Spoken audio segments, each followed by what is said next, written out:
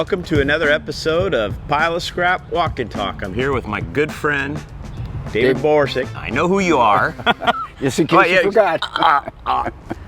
My good friend, David Borsuk. He is well, we've been friends for years. We've worked together at ISRI, and we're doing this walk and talk because David is the recipient of the Lifetime Achievement Award at ISRI 2021 convention that was virtual. Quite frankly, I didn't like the fact that you received your award virtual instead of in front of people because you're so deserving. Congratulations. Well, thank you. It was the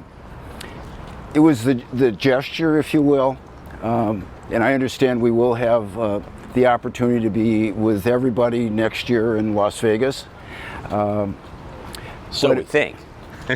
We'll be there. But it was just a wonderful feeling, and as I told the committee when they notified me, was perhaps the first time in my life that ISRI had me speechless. Well, you're very deserving. We worked a lot together. You know, when I was chairman, and then when Jerry Sims was chairman, you were on his executive committee. But you know, your involvement with ISRI goes a long way back, and here you are, semi-retired or fully retired? What are you? About 99%. Okay, but you're still here. Yeah. You're still involved. Well, it's important to me. It's been my life. I grew up in the business, and so my earliest memories are of the scrap business and the trade association. And between what is important to the advancement of our industry and our responsibility, and frankly, at times our survival, and I enjoy it. Well, you know, the word scrap is something we're no longer using out in California because it's not you know, as the evolution of policymakers, regulators, now activists, scrap has a negative connotation. We understand what it means, but activists, it's synonymous with a bad thing. We are the original recyclers. We are the original environmentalists. And words matter, but you've been so involved with this. How crazy is it to you now to see how more burdensome this whole thing is with regulation and all? I think what I find frustrating, and I should parenthetically say that we know how to work as business people with reasonable regulation. But where you are dealing with absolutists and with people that don't take the time and effort to understand what our industry does and the contributions that it makes, is disheartening. So you got the situation where activism with this environmental justice has just gone crazy, trying to blame industry for the blight of neighborhoods, okay? And what message can we tell people? What do you have to say about this? Look, you're an experienced person in dealing with these people, regulators and policymakers. What's your message to them right now? Well, I think that you have to step back a moment and find out that you have to understand what their point of view is. Okay. And you view them perhaps as a customer.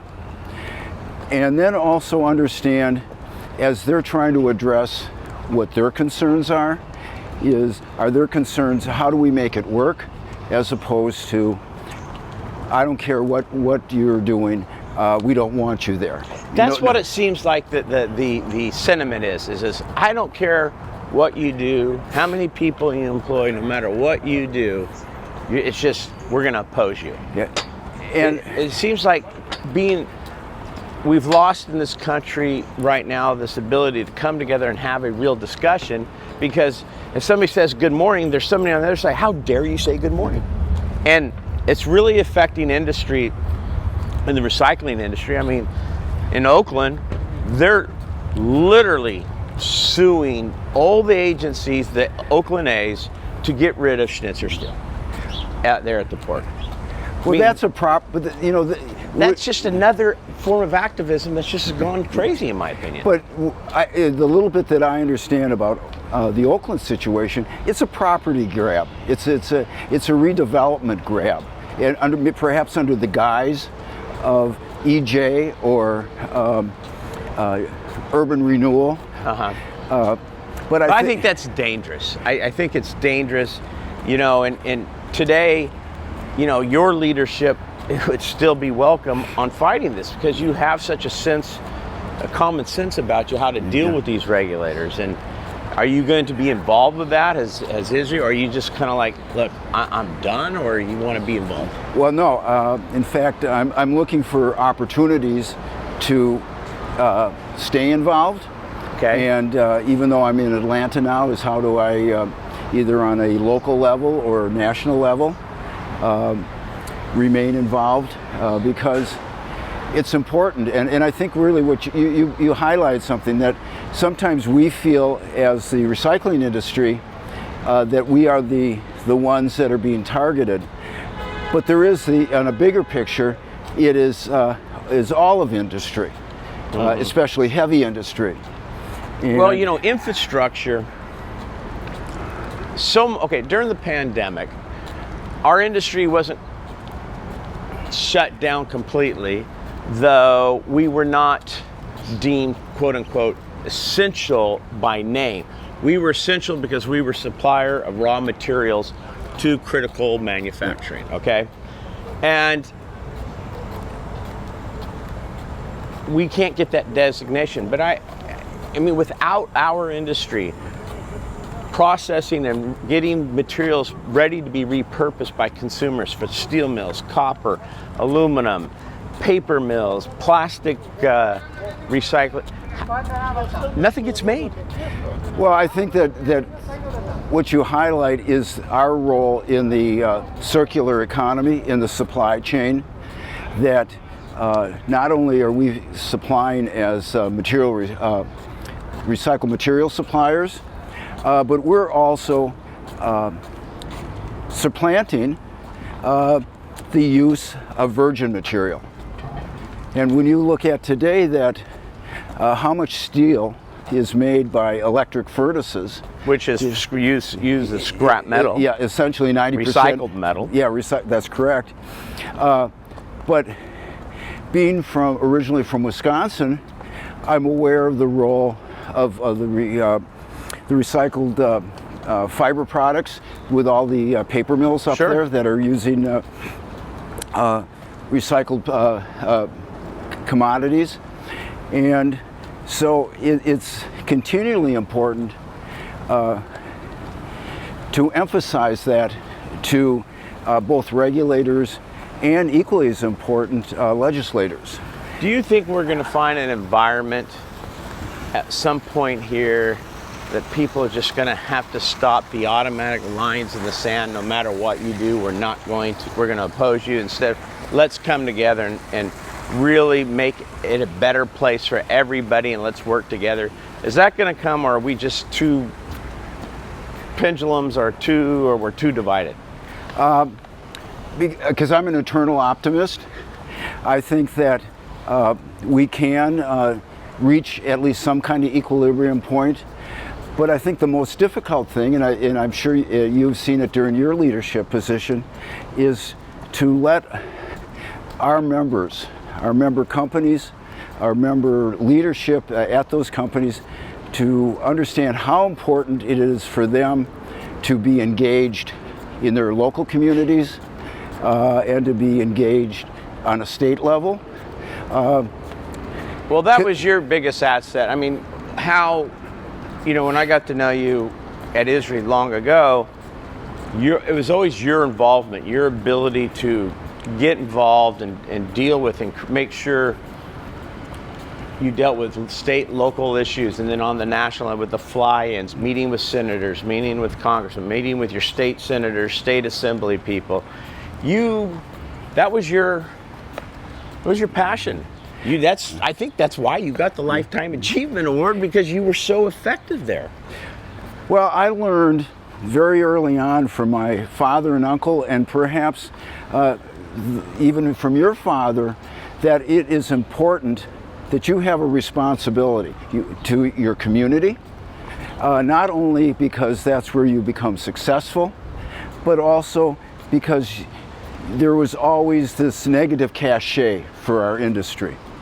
And it didn't matter, and that was pre-EJ days. Right. And so we continually needed to let our friends and neighbors and business associates know that we were valued members of the community, and that we provided a service that advanced their goals as well as the community goals, and allowed us to be successful. Well, you've done remarkable work. Our friendship, we lost a good friend, Jerry Sims. That's correct.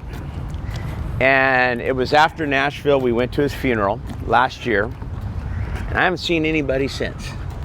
It was like the lost year with this pandemic. But now here we are, we're back, and it's just great to be with everybody, and those friendships that, over Zoom, I hate Zoom. I've done enough of it. I love this in person. Actually, that's why I'm enjoying doing these walk and talks, because we're back to being human again, back sharing, our friendships and being with people, and it's just a great feeling. Oh, and I concur. Our friendship goes 30 years. And it was based on working together and common interests and enjoying each other, and not on a commercial basis. Right. And I think that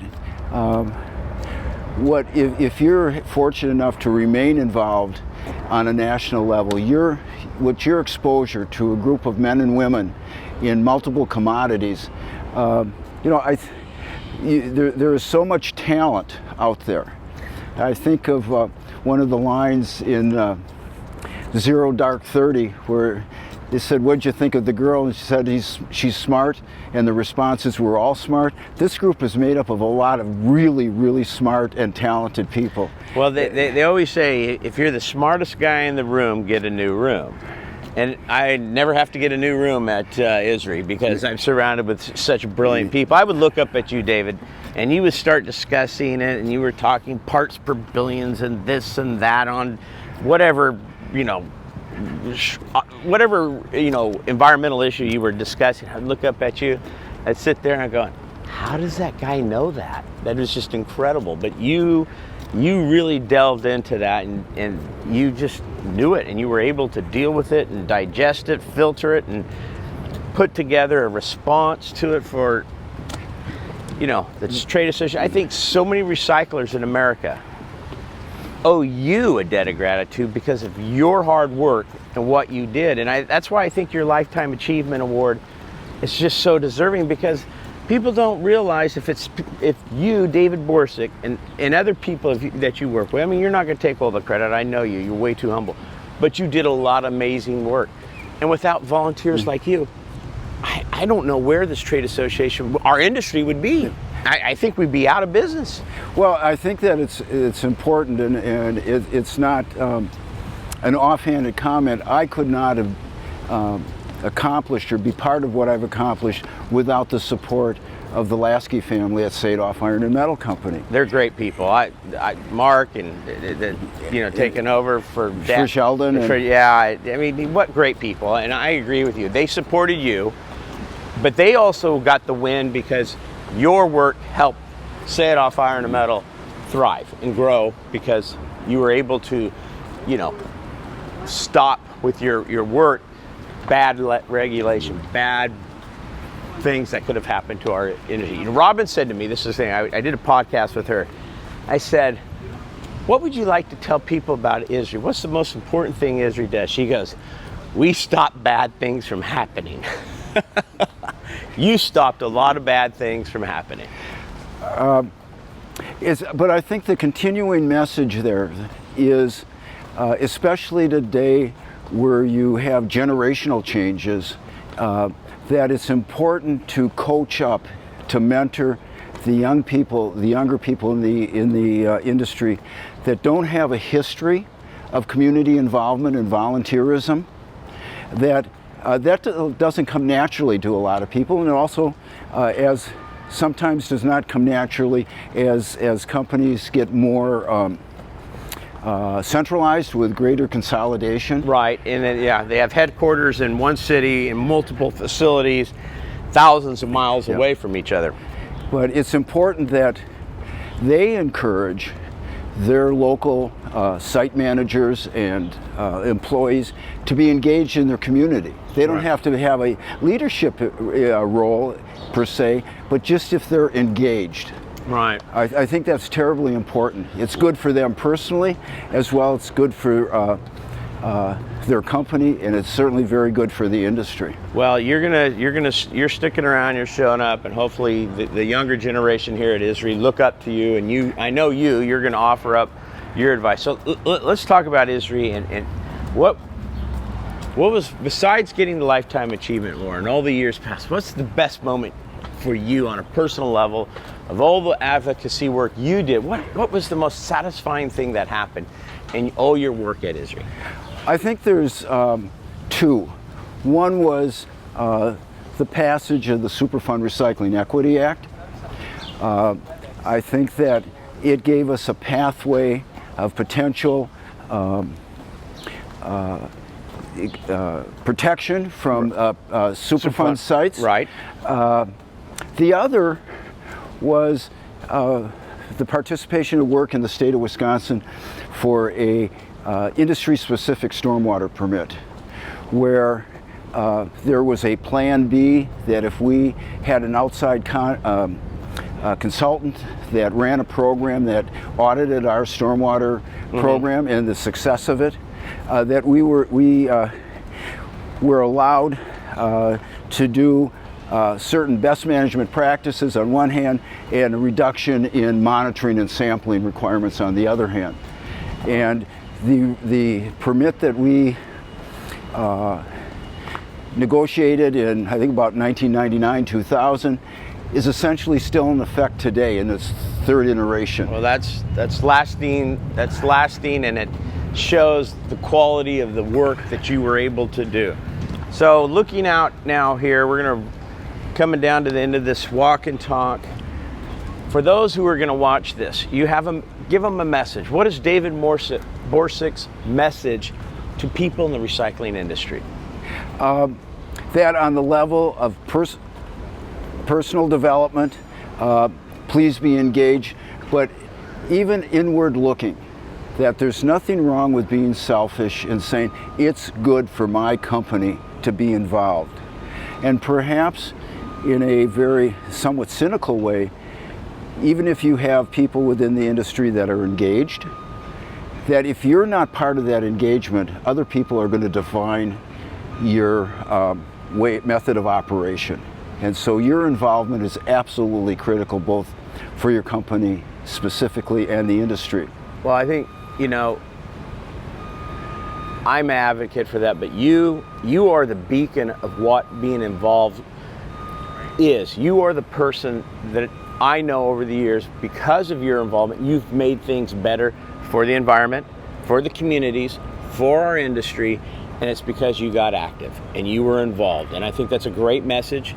I mean, are people going to listen to understand all the great work was done by somebody like you, that they have to carry the baton? The torch it doesn't stop just because you're not every day in the office in Wisconsin anymore.